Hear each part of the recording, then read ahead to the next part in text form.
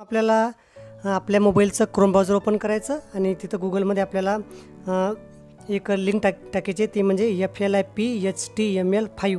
आता ही लिंक मी डिस्क्रिप्शन बॉक्समध्ये नंतर देईल. तर ती ओपन करायची आहे. ओपन केल्यानंतर जे पहिलं पेज येते तेच आपल्याला ओपन करायचं आहे. आता बघा हे इंटरफेस अशा प्रकारे दिसते फ्लिपबुक तयार करताना. आता यामध्ये काय करायचं, आपण सरळ इथं उजव्या साईडला आपल्याला एक आपलं अकाउंट क्रिएट करायचं असते. अकाउंट क्रिएट केल्यानंतर बघा आता माझं अकाउंट ऑलरेडी मी क्रिएट केलं असल्यामुळे इथं माझं नाव आलेलं आहे गजानन पुंडे. तर इथं आपण अकाउंट क्रिएट करावं लागेल. अकाउंट क्रिएट केल्यानंतर अशा प्रकारे काही ऑप्शन येतात ज्यामध्ये क्विक अपलोड आणि माय फाईल्स वगैरे येतात. तर आता आपल्याला क्विक अपलोडवर क्लिक करायचं आहे. हे बघा क्विक अपलोडवर आपण क्लिक केल्यानंतर बघा इथं काय येते, इथं 2 ऑप्शन येतात, अपलोड आणि नेटवर्क अपलोड. तर आपण सरळ खाली एकदम अपलोड PDFवर क्लिक करायचं. आता बघा अपलोड PDFवर क्लिक करण्यापूर्वी आपण आपल्याला ज्या पानांची फ्लिपबुक बनवायचं आहे ते PDF आपल्याला आधी सेव्ह करावं लागेल, बनवावं लागेल ती PDF, कारण ती PDF आपल्याला इथं अपलोड करावी लागते. तर बघा आता या अपलोड PDFवर क्लिक केल्यानंतर फाईल ते निवडा म्हणते. तर आपण सरळ या फाईलवर जायचं. फाईलवर गेल्यानंतर आपल्या मोबाईलमध्ये जी फाईल आपण सेव्ह केलेली आहे फ्लिपबुक बनवायसाठी ती आपण घ्यायची आहे.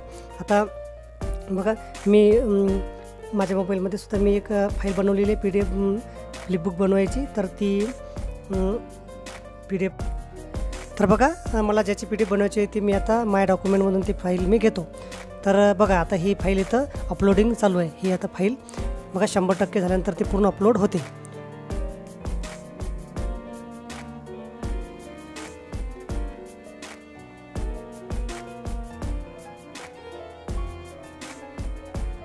त्यानंतर ती फाईल पूर्ण कन्वर्टिंग होते. तर बघा आता कन्वर्ट होत आहे.